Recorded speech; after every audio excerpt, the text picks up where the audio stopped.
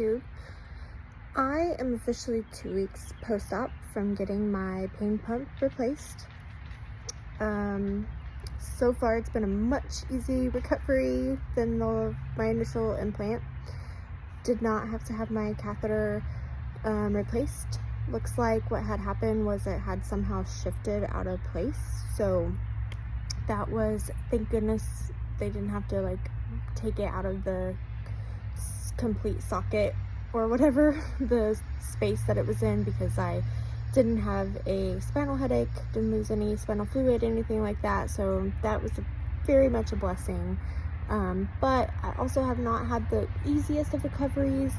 Ended up with some kind of infection in my front incision, so on my stomach, which was they think maybe just allergic reaction to the adhesive, but I've had 17 abdominal surgeries now, and I've never had an adhesive reaction before. So maybe just getting older and having so many surgeries, maybe my body was reacting, I don't know. But so that was very odd. But they gave me an antibiotic, and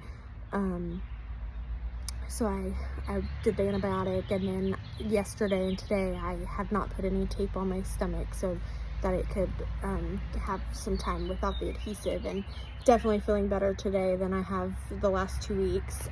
Like I said, today I'm officially, well, actually yesterday I was officially 2 weeks post-op.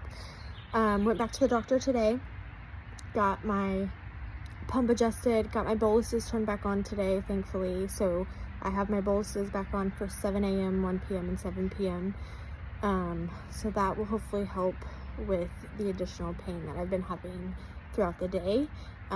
Not quite back at my level I was before my pain pump stopped, from my understanding, because they can't just throw you back up to the level that you were before you stopped. And like I've said many times before, I've always kept my pump at lower doses because I want to make sure I always have the ability to stay long-term on the pump. And I was young when I got my pump, so I want to make sure I have plenty of life left to live with it. But so I guess, completely shutting down and then having to come back to it and on, they have to kind of build you back up, which I remember from the first time doing my pump, it did take probably a good 6 months, maybe 8 months, to find that sweet spot of my therapy becoming therapeutic with my pain management. So which obviously I didn't ask the doctor today, but one of my biggest concerns that I'll probably bring up at my next follow-up, which is in 2 weeks, is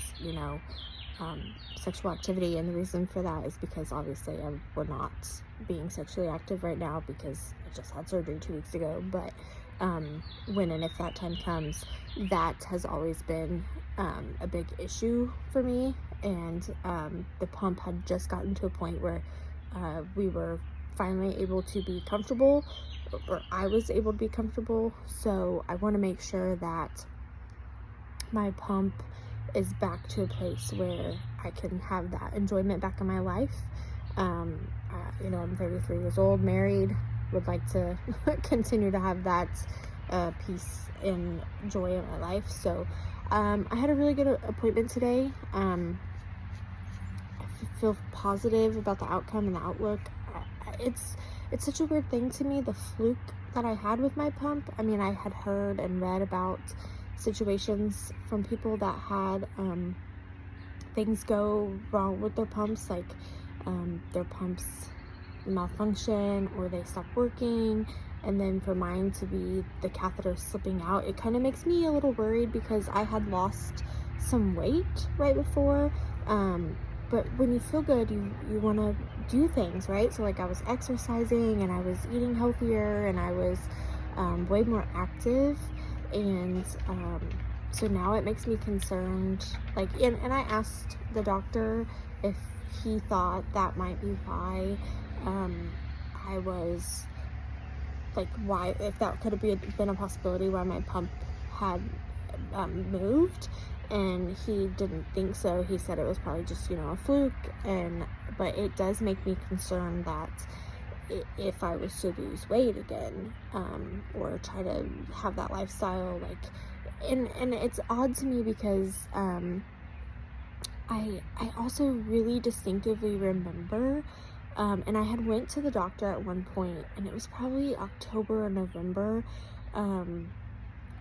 My pump, and it was right, I had lost probably 40 pounds, and my pump had like flipped a little bit in my belly because I was laying in bed and like being intimate, and when my pump flipped a little bit, like I could almost feel like it had flipped, and it tugged, like I could literally feel the catheter tug.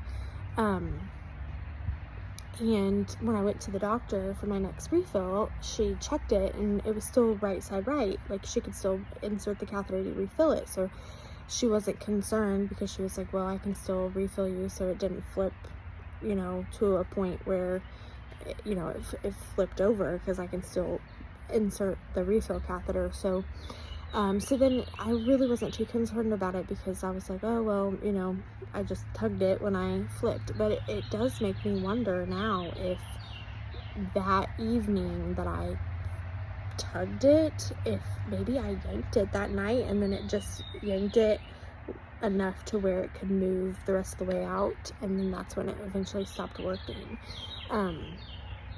So who knows what I did or how it happened, but it definitely has me concerned now for the future, with them fixing this pump, because as I get older, having surgeries and recoveries have not been easy on my body.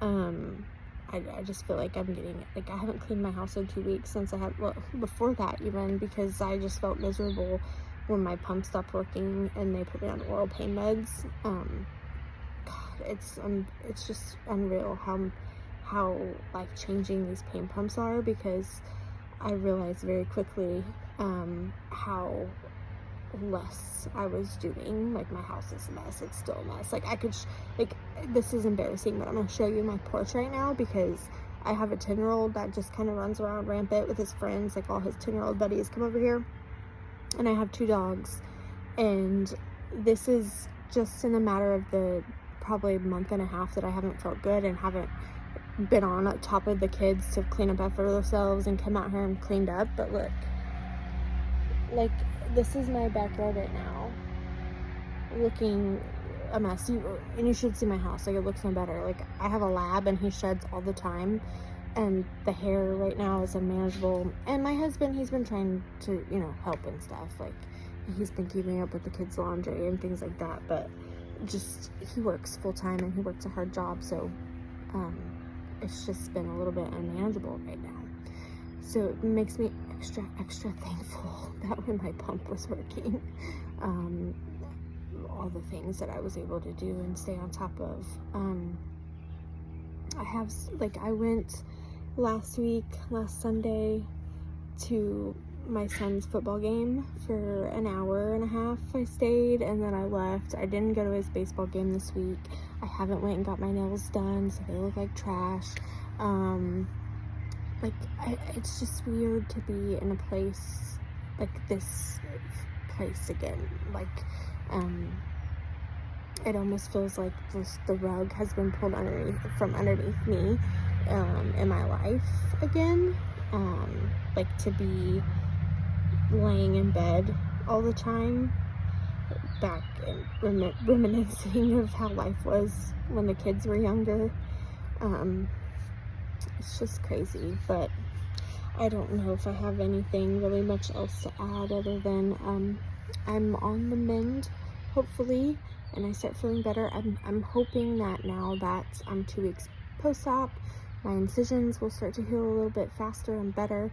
I do have a little bit of a hematoma on my back incision that is starting to, it was a little painful today, but I'm hoping with my boluses added today that maybe I'll wake up feeling a little bit better tomorrow, and when I get up and clean or something, and then just moving on. So I will update you guys soon, and let me know out there if you have any questions, or if you've had your pumps put in recently.